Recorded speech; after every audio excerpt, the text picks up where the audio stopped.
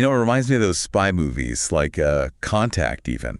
That feeling you get where you suddenly realize there's this hidden stuff, hidden messages just buried under all the everyday noise. Makes you wonder. Yes, it absolutely does. And look, that's not just something cooked up for Hollywood. Oh, yeah. Today we're diving into something very real and frankly pretty unsettling.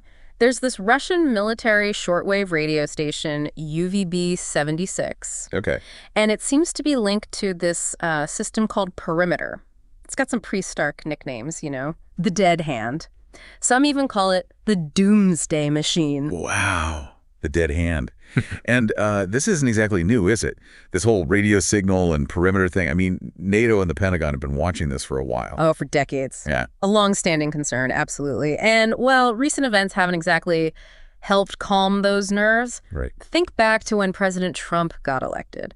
There was maybe a moment, a little bit of hope perhaps, that things might, you know, cool down globally. Yeah, I remember that feeling. Didn't last long, though, did it? No, not really. We've definitely seen tensions spike again, especially with everything going on with European security and, you know, pretty strong words coming from leaders like Macron in France and Starmer in the UK about the whole Ukraine situation. Definitely. It feels tense again. Exactly.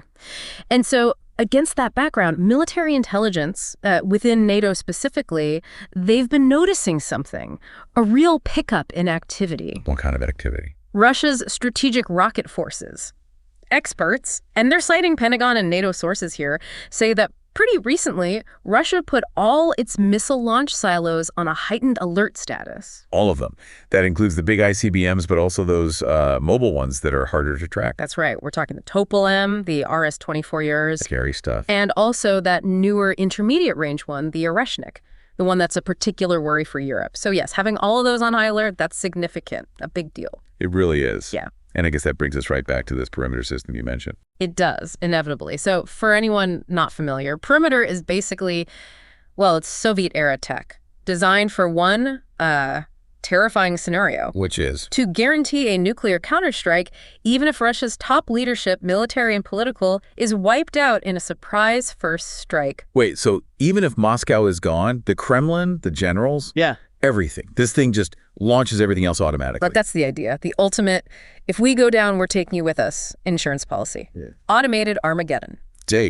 Chilling. How does it supposedly work? Well, the publicly understood version anyway is this. If there is a massive nuclear attack detected, and crucially, if no stop order comes from leadership within about 60 seconds. 60 seconds. 60 seconds. Then a specific command missile, the 15A11, launches itself. Okay. And while in flight, that missile broadcasts the launch authorization codes to every single surviving Russian missile silo across the entire country. Boom, full retaliation. It's like the ultimate dead man switch. Mind-boggling. And terrifying.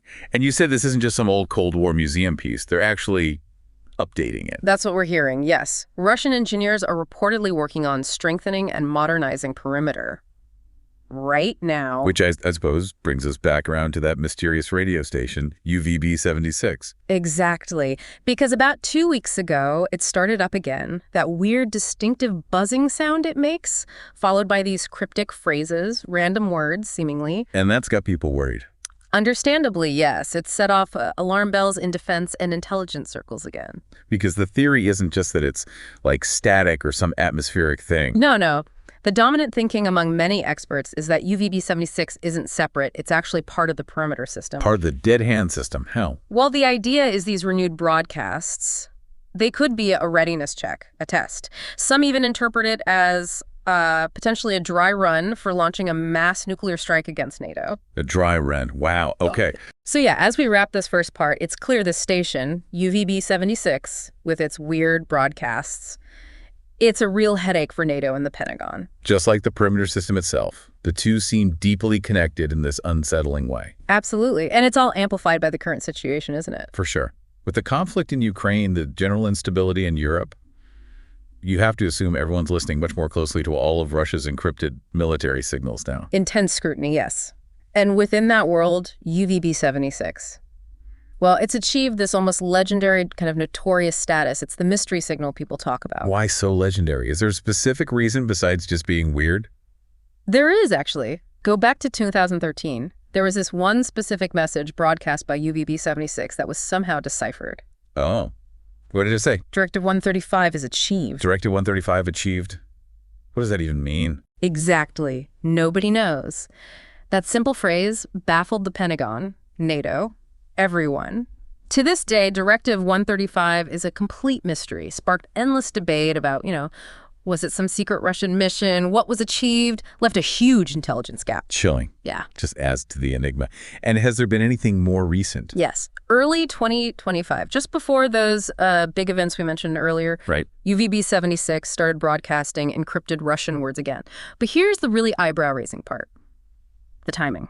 Go on. It was just 7 days before Russia launched that Oreshnik hypersonic missile, the one that hit the underground workshops in Dnipropetrovsk. 7 days before, the station was broadcasting codes. Actively transmitting coded messages, yes. The buzzer, as some call it, was busy. You care to figure those messages out? Nope.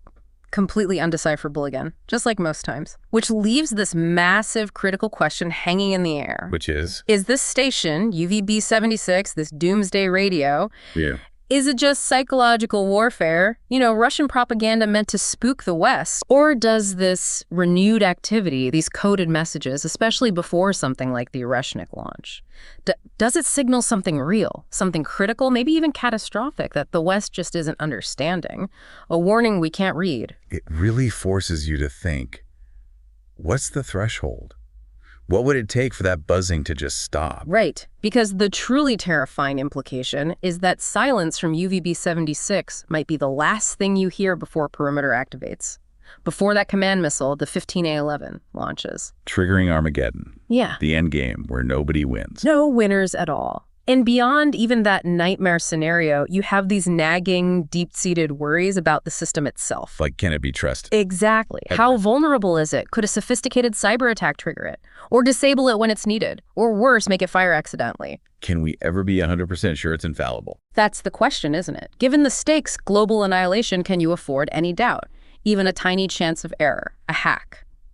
The consequences are unthinkable. It's a question that's literally haunted Western military planners and intelligence agencies for decades. The margin for error is just zero. Subscribe to our podcast on Spotify, Apple Podcasts, and YouTube. We are here to make things clear. New episodes every day.